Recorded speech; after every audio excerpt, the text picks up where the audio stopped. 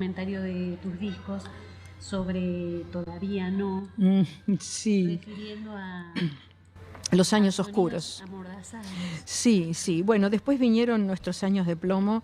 En otros países ya habían empezado y duraron incluso más. Pienso en Guatemala, ¿no? En Salvador, Nicaragua, largos, larguísimos años, décadas, ¿no? Nosotros tuvimos un plan concertado, ¿verdad? El plan Cóndor.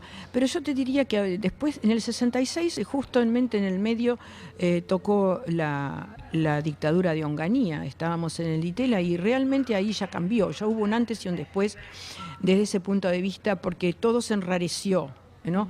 Estaba latente, bueno, se quería cerrar, se observaban las cosas, después vino, bueno, la prohibición de Evo Marzo, ya no era lo mismo, pero fue como un preludio en realidad de lo que después iba a venir, que sí, que fue horroroso, fue tremendo. Y, y bueno, siempre recordaba, cuando estuve en Alemania, leí bastante Brecht en el original, incluso para interiorizarme, ¿no? Estar en un país, que es lo que había pasado y todo eso. Y siempre me marcó mucho esa frase, no solamente de los tiempos oscuros, sino de qué música se hace, qué se canta en los tiempos oscuros, ¿no? Se canta o se toca, bueno, es algo genérico. ¿Qué música hay, no? Y entonces él mismo se responde y dice, se canta de los tiempos oscuros, sobre los tiempos oscuros, sobre lo que uno está viviendo, padeciendo. Y eso me acompañó bastante porque ya había habido otras instancias, creo que recordarás, Adorno, por ejemplo, había dicho que después de Auschwitz no se podía componer más música, que nadie podía componer más música. Y creo que no tenía razón. Creo que al revés, había que componer música, había que componer música. Y Schoenberg le respondió, escribió Un sobreviviente de Varsovia, una obra testimonial. Y hay momentos en que la música es testimonial y debe ser testimonial, de muy distintas maneras, explícitamente, simbólicamente, calladamente también, En ¿no? el caso de Todavía no, Sí, con sonoridades pianísimos y los silencios, claro. Entonces, sí, porque vivíamos esos tiempos donde no se podía no solamente cantar, ni hablar, ni respirar, ¿no? Todo podía terminar desastrosamente, ¿no? Entonces, ese fue mi testimonio, digamos, más directo. Hubo otras instancias, bueno, más simbólicas, tal vez menos explícitas.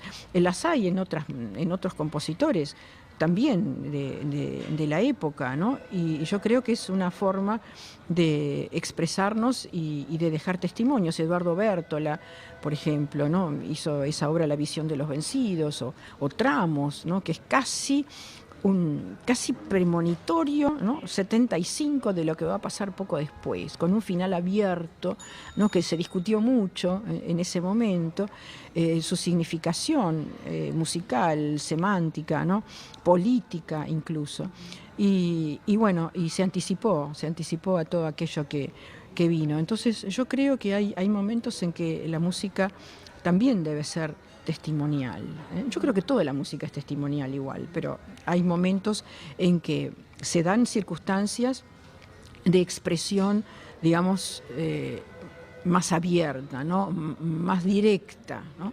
Y otros no. Digo La casa sin sosiego de Gerardo Gandini, eso es una obra testimonial realmente. Es una ópera, sí, perfecto, y tiene que ver con Monteverdi, pero ¿cuáles son los símbolos?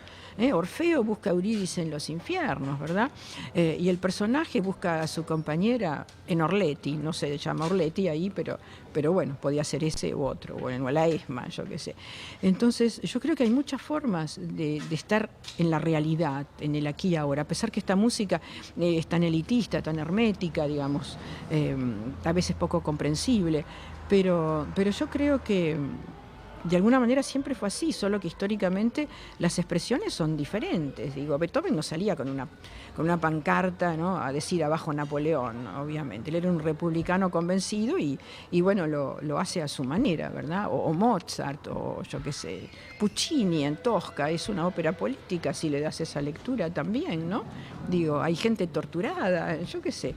Digo, hay que hacer esas lecturas. No digo que son las únicas, pero digo que las hay también. La música no es algo que está adentro de una cámara anecoide aséptica, ¿no? Digo, es algo que, bueno, Orellana, por ejemplo, y su música ideológica, en fin, Prudencio con su proyecto, ¿verdad?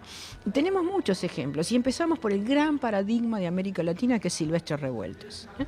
Su homenaje a García Lorca, esa es una obra testimonial también, ¿no? Tal vez la primera, conscientemente, históricamente. Para mí lo es, en realidad.